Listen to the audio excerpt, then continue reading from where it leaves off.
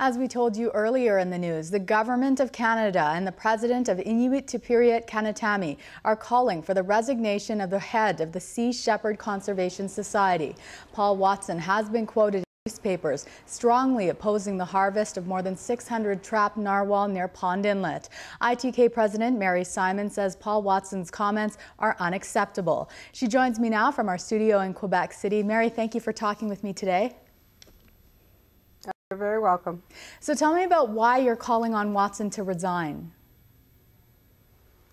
Well, we find it appalling that an individual would make such comments. I mean, we do know the history of Paul Watson, so I'm not really too focused on him as an individual.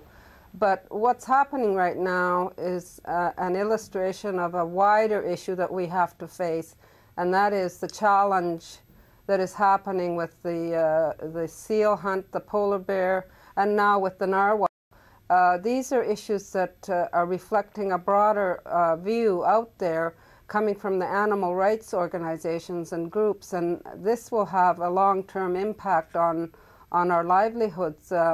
So this is what we are really concerned about. I mean, Paul Watson has a history of you know, saying some very extreme things. He's an extreme extremist, and we don't accept his behavior, so, you know, we wanted to say something about that as well. Would you be satisfied then with an apology?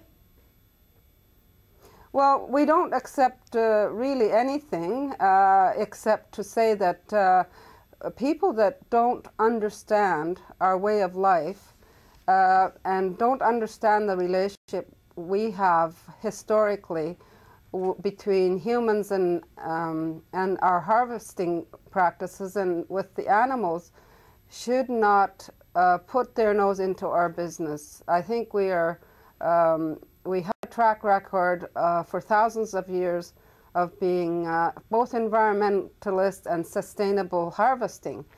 So I don't think that there is a question of whether we respect and practice our harvesting practices in a good and sustainable way.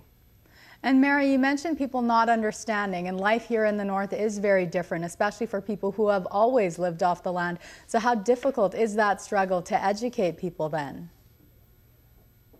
Well, it's very difficult because, first of all, we're faced with a movement, the animal rights movement, who is funded. Different organizations are funded to large degrees to do their or their campaign against what they consider to be inhumane practices of harvesting animals, and we don't have a lot of resources, and there are times when you know, we are facing a rather large campaign with very little to work with. So it is an uphill battle, and a culture of our people generally is not well understood, and these are things that, you know, we continue to work on a day-to-day basis, and these types of events just make us more committed to trying to make sure that we will have our harvesting rights, we will have our land claims agreements implemented, and all the issues that we face in the Arctic have to be addressed. Are you pleased also that the government is also now calling for his immediate removal? Yes, I'm glad to hear that the government of Canada is supporting Inuit on an incident such as this one.